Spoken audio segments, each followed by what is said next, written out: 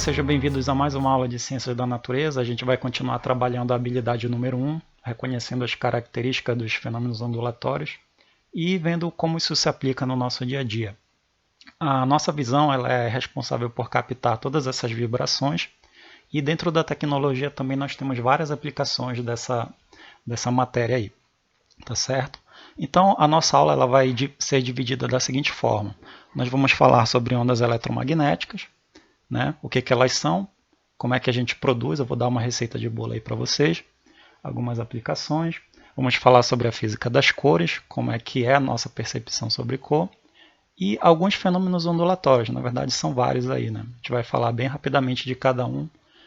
E antes de mais nada, eu queria pedir para vocês que vocês assistissem a aula 1. Nela eu falo tudo isso aqui que está nesse slide, tá? Eu falei na aula anterior lá sobre a questão, deixa eu pegar aqui o marca-texto, falei sobre o comprimento de onda, as formas de você medir um comprimento de onda, aqui você tem 3 maneiras de medir, tá? Falei também sobre amplitude, o que é amplitude, tá certo? Como é que você encontra amplitude na onda. Falei sobre o período, que é o tempo necessário para passar um comprimento de onda. Falei da frequência, que está relacionada ao número de vibrações, ou seja, quantas oscilações ocorrem no tempo. E nós vimos também que a frequência é o inverso do período. Além disso, nós entendemos que a velocidade se relaciona através do comprimento de onda e da frequência. Tá? Bem, para a gente entender um pouquinho sobre a questão da frequência com o inverso do período, vamos imaginar aqui 2 formiguinhas apostando corrida. Isso mesmo, 2 formiguinhas. Vou colocar uma embaixo e uma em cima. Se a de baixo corre com a mesma velocidade que a formiguinha de cima, e se elas forem fazer uma curva, quem é que vai chegar primeiro? A de baixo, né? E quem é que vai demorar mais tempo?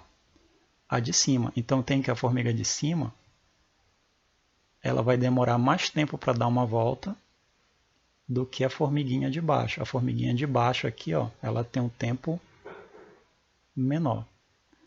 Se você prestar atenção, a formiguinha de cima que tem a mesma velocidade, ela vai demorar mais tempo para fazer isso aqui, portanto a frequência com que ela vai aparecer nesse ponto vai ser menos vezes do que a de baixo, tá certo? Então a frequência da formiguinha de baixo vai ser maior.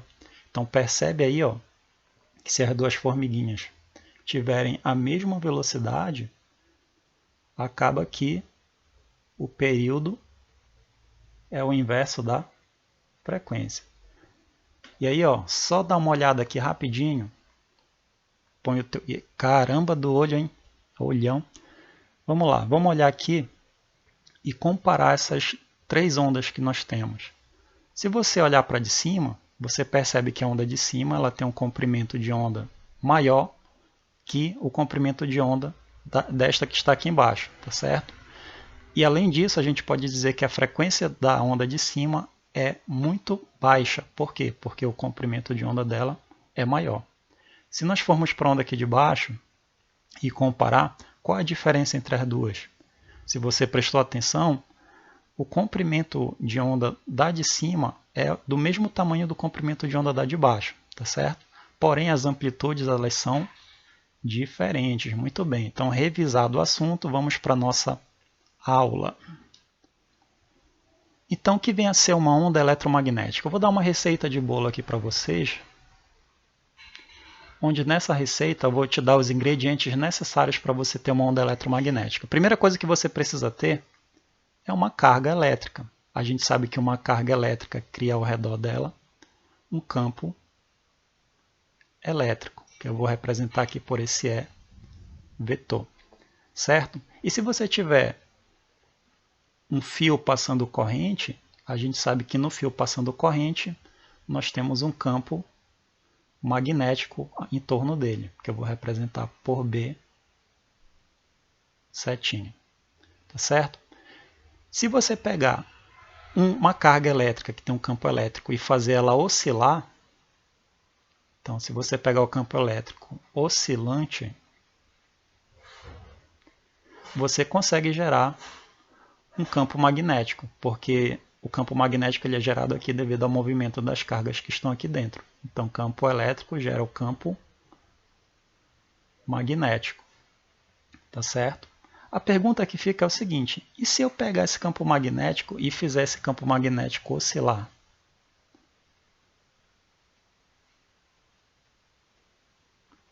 Eu consigo gerar o campo elétrico? E a resposta é sim. Isso aí foi comprovado pelo físico Maxwell.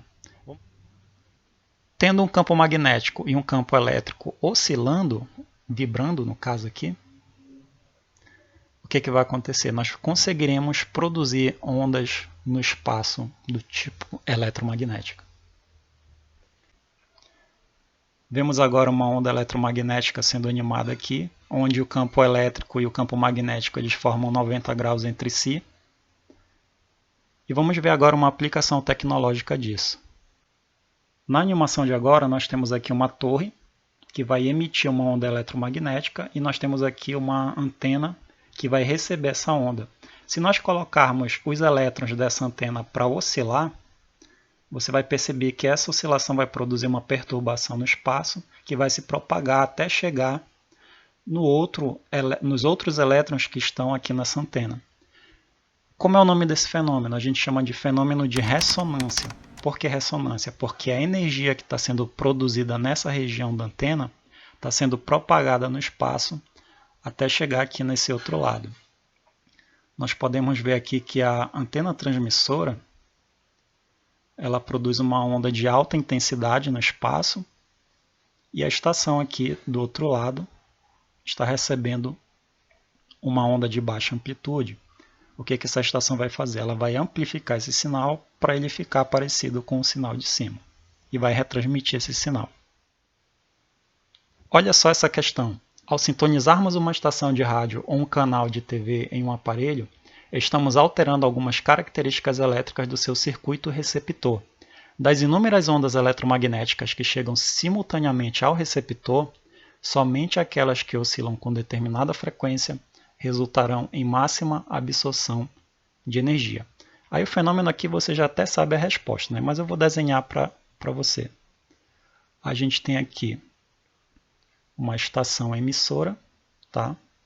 Com uma antena que está jogando para fora dessa antena ondas eletromagnéticas. Aqui você tem uma estação receptora, então a gente tem aqui a emissora e a receptora, onde nessa estação receptora nós temos várias ondas de vários tipos chegando, né?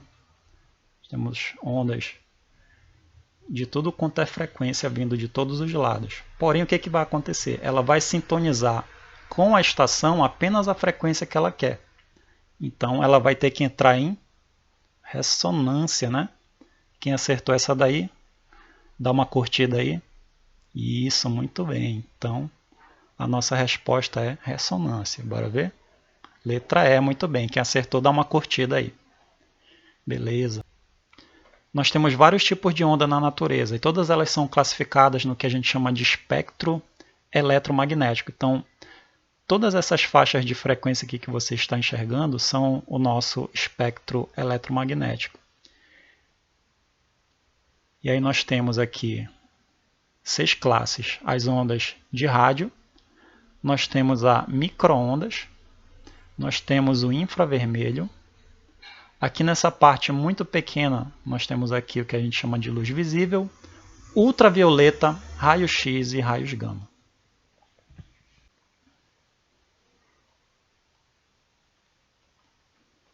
Nesse quadro aqui você vai conseguir perceber melhor todas as ondas que nós conhecemos do espectro eletromagnético. Então, nessa linha aqui nós temos classificadas todas as ondas que nós conhecemos. Aqui, da esquerda para a direita, nós temos as ondas de baixa frequência. E conforme a gente vai caminhando aqui, a frequência da onda ela vai aumentando. E, portanto, como a gente já viu, aqui nós vamos ter os menores comprimentos de onda.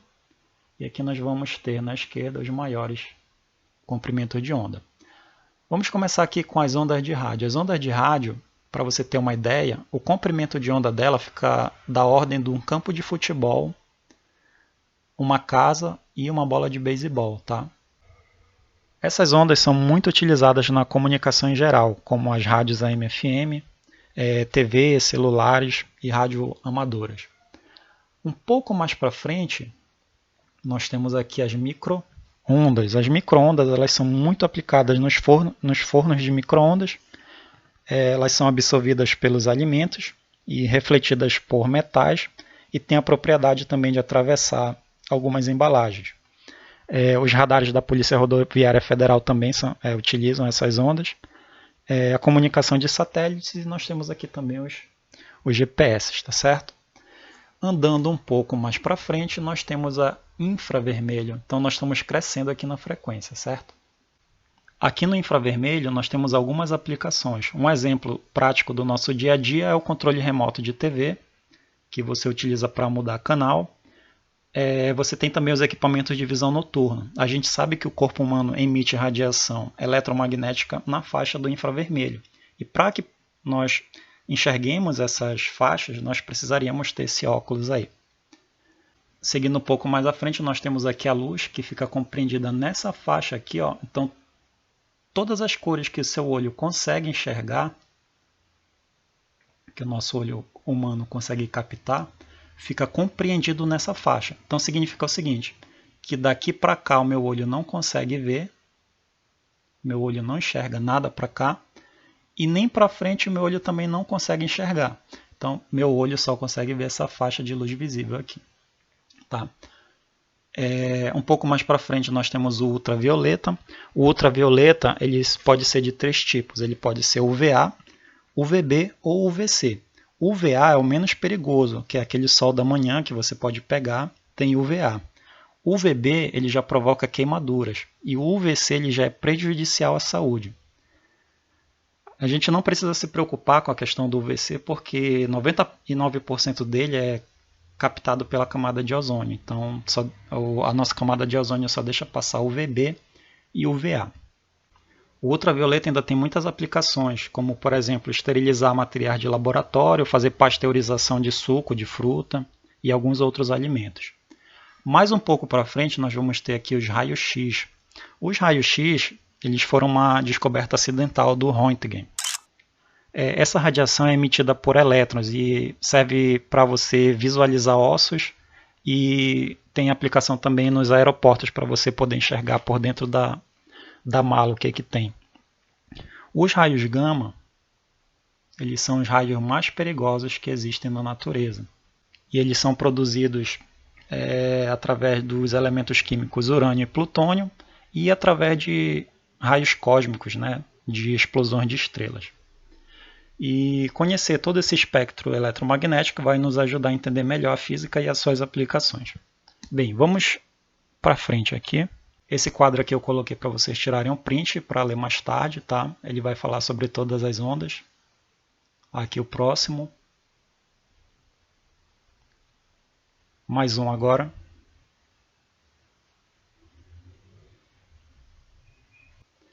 Vamos para mais uma questão. Alguns sistemas de segurança incluem detectores de movimento. Nesses sensores, existe uma substância que se polariza na presença de radiação eletromagnética de certa região de frequência, gerando uma tensão que pode ser amplificada e empregada para efeito de controle. Quando uma pessoa se aproxima do sistema, a radiação emitida por seu corpo, vou grifar essa parte aqui, ó, você já até sabe a resposta, você acabou de estudar o espectro eletromagnético, né? Por seu corpo é detectada por esse tipo de sensor. A radiação captada por esse detector encontra-se na região de frequência do... Bora lá? Muito bem, infravermelho. Você acabou de assistir a aula, você acertou a questão, letra C. Em viagens de avião, é solicitado aos passageiros o desligamento de todos os aparelhos cujo funcionamento envolva emissão ou a recepção de ondas eletromagnéticas. O procedimento é utilizado para eliminar fontes de radiação que possam interferir nas comunicações via rádio dos pilotos com a torre de controle. A propriedade das ondas emitidas que justifica o procedimento adotado é o fato de Bem, se você está usando aparelho celular dentro do avião, o teu aparelho ele produz frequências próximas à frequência do rádio do piloto. E é por isso que você não deve usar celular dentro do avião, tá certo? Porque eles têm a frequência próxima. E aí se você estiver conversando lá com o teu namorado, com a tua namorada, né? E aí pode ser que ele ouça a conversa de vocês, aí pode acabar derrubando o avião, né? Antes de falar da física das cores, eu preciso comentar com vocês um pouco sobre a estrutura do olho, que é por onde essas ondas irão passar. Nós temos a córnea, que é a parte transparente do olho. Dentro a gente tem a pupila, que é esse orifício. A íris, que é a pigmentação do olho. Alguns têm a íris azul e outros têm a íris verde, como eu. É cristalino. Dentro do cristalino você tem o humor vítreo, que é um líquido. O fundo do olho a gente chama de retina. E por último, a luz vai passar pelo nervo óptico, sendo transformado em uma informação que vai para o cérebro. E aí quando a luz passa para o fundo do olho, ela vai formar a imagem. Certo? Se nós tivermos um objeto aqui do lado de fora, a gente sabe que ele vai aparecer invertido. Porque a luz que sai de cima dele, vamos supor daqui, ela vai ser formada aqui embaixo. E a luz que sai de baixo do objeto vai ser formada aqui em cima. Então o nosso olho recebe a imagem invertida e o nervo óptico conduz essa informação e lá no cérebro a gente desinverte essa imagem. No fundo do olho nós temos ainda os cônios e os bastonetes, que são os responsáveis pela nossa percepção de cor. Mais uma questão. Entre os anos 1028 e 1038, Alhazen escreveu sua principal obra, o Livro da Ótica, que com base em experimentos explicava o funcionamento da visão e outros aspectos da ótica, por exemplo, o funcionamento da câmara escura. O livro foi traduzido e incorporado aos conhecimentos científicos ocidentais pelos europeus. Na figura retirada dessa obra é representada a imagem invertida de edificações em tecido utilizado como anteparo. Se fizermos uma analogia entre a ilustração e o olho humano, o tecido corresponde a... Bem, isso aqui bastaria você lembrar do olho humano. Se você prestar atenção nessa questão, o olho humano ele é parecido com essa câmara escura que está sendo produzida aqui. Por quê? Ela tem um orifício, assim como o olho humano tem. Se eu pegar um objeto e colocar na frente do olho iluminado, a parte de cima vai ser visualizada aqui embaixo e a parte de baixo vai ser visualizada em cima. E o objeto no fundo do olho vai aparecer invertido. A mesma coisa vai acontecer com a câmara escura. A parte de cima vai para baixo e a parte de baixo do objeto vai para cima e a imagem aparece invertida.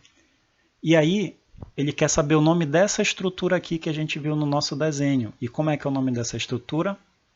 Quem marcou a letra B acertou, é a retina, tá certo?